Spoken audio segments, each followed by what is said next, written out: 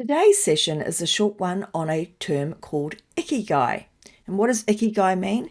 Loosely, it translates from a Japanese word meaning reason for being. And why is that so important for business owners?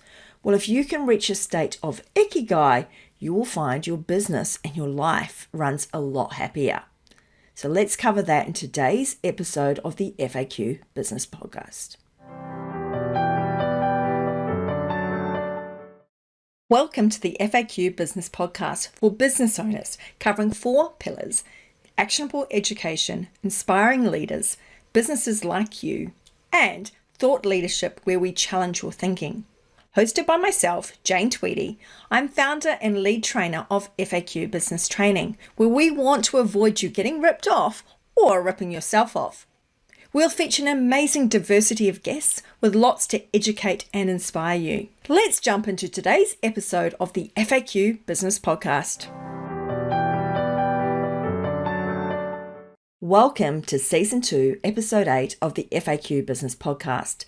I am your host, unfortunately here again today by myself, and the reason for that is simply because I have been really struggling to get everything fit in. My life has been so chaotic, so busy, and sometimes we just need to forgive ourselves and let ourselves go a little bit. But what I want to talk about today is the subject of Ikigai. And Ikigai is our reason for being. And for me, Ikigai is something super important and something that I strive for and something I hope you do too. So what is Ikigai? What does it mean? And how does it play out on your business? As I mentioned before, Ikigai is a Japanese term which loosely translates into English as the reason for being. So that kind of gives you some clue of why it's so important. But particularly in business, why is this important? Ikigai is achieved when you have the intersection of 4 parts. So the 4 parts are things that you are good at, things that you love doing, things that the world needs, and things that you get paid for. The intersection of all 4 of these areas is called Ikigai. The way Ikigai works is it works firstly in pairs, and then obviously it combines together to get to the state of Ikigai. So let's look at the pairs we have. There are 4 pairs that you reach in Ikigai: passion, mission, profession, and vocation. So the passion obviously comes from the first 2 things I mentioned, which is what are you good at and what do you love doing?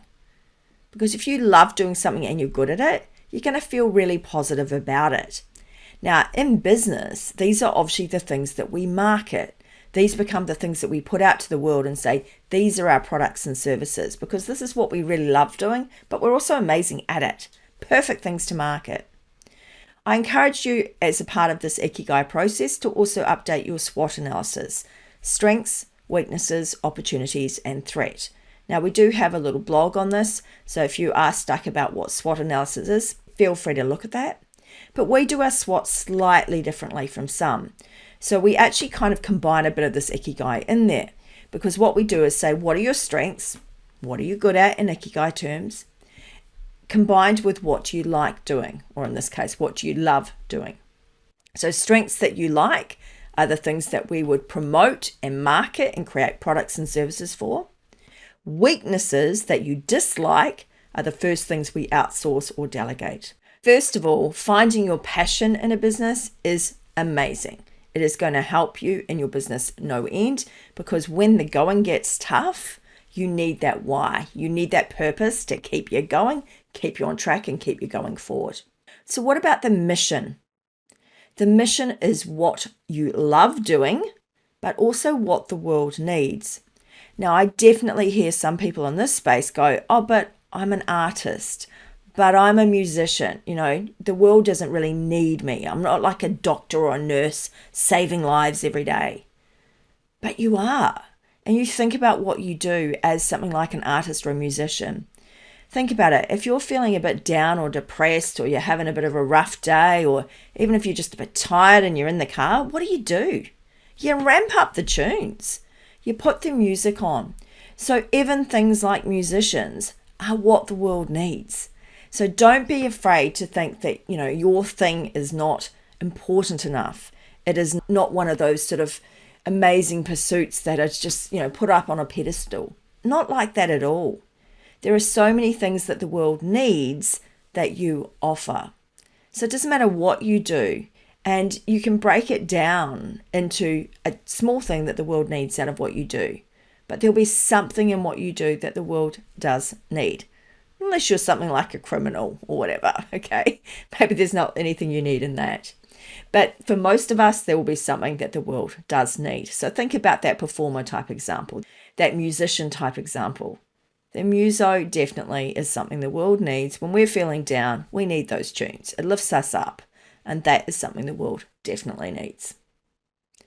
What about vocation? Vocation is typically what the world needs, where the gaps are, where things have problems that need solutions, and what you can get paid for. So vocation's quite obvious. That's where most people would look for their career opportunities and go, okay, there's a vacancy in this area. I can fulfill that vacancy and achieve income. So therefore, that is my vocation. The other one is profession.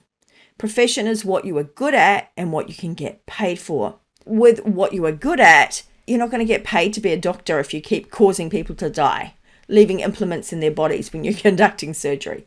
That ain't going to work. So what are you good at? What things can people actually go, yeah, I'd go to you because you're good at what you do. That gives you your profession. People pay money for that because you are good at what you do. So when we combine the passion, the mission, the vocation, and the profession together, when we combine all four of those, we come to that intersection or a state of Ikigai. So in your business, you think about it. In your business, if you love what you do, if you are good at it, if the world needs it and you're paid for it, hallelujah, you've hit gold. You have hit the state of Ikigai. Because people are prepared to pay you what you're worth. You're great at it, so they're going to get a good service. You love doing it. You're going to have that passion and that raw energy into it. And the world needs it. So there is nothing bad about Ikigai. So today's episode was a very short and sweet podcast. But today, I just want you to understand this one term of Ikigai. I want you to look at your business, your life, and go, am I in a state of Ikigai? And if you're not, I want you to look at each of these areas or each of the four pairs and work out why you are not currently in a state of Ikigai.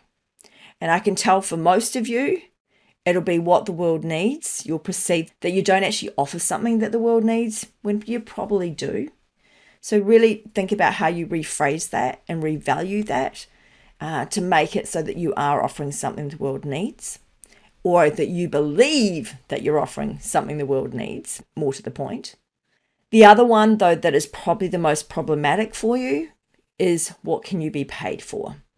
But before we do that, I'll just quickly look at what you are good at, because that there obviously can be upskilled, and you remember you only need to be better than the people that you are doing the work for. You do not need to be the best, master builder in the world to build someone a letterbox or build someone a fence. Okay, you need to be better than what they require, but you don't need to be, the master builder of the world. So always remember you only need to be good to an extent that meets the needs of the people. The what you love doing, if you don't love it, really, why bother? But I see too many people that love what they're doing, but they do it without making any money. And that's just not sustainable in the long run. You know what you'd be better off doing? You'd be better off going and packing shelves at the local supermarket and then spending that extra time that you're spending way too many hours in your business doing something you love, volunteering or doing a hobby that you love. So you'd still be doing something you love, but you'd be getting paid for it. So the key then with Ikigai that I think most of you are going to be struggling with the issue with is the what can you get paid for? So this really comes down then to an issue about pricing and about valuing yourself and your self-worth. So I really want you to stop and think, What can I be paid for? Am I being paid enough for what I'm offering? Does the world need what I do? Do I love what I do? Am I good at what I do? Well, yeah, I am. Can I be paid for it? Is there genuinely something here I can offer at a viable price that means that I can stay in business?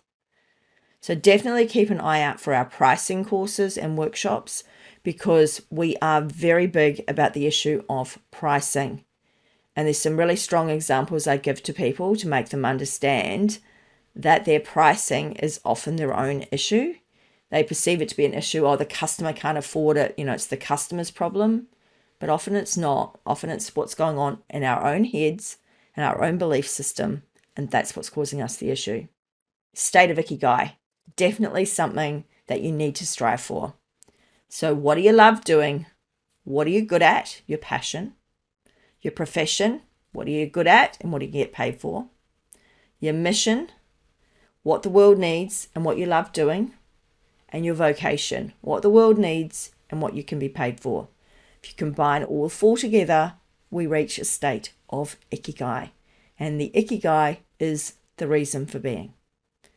Thank you for tuning in to today's short episode of the FAQ Business Podcast. We will catch you again soon on the FAQ Business Podcast.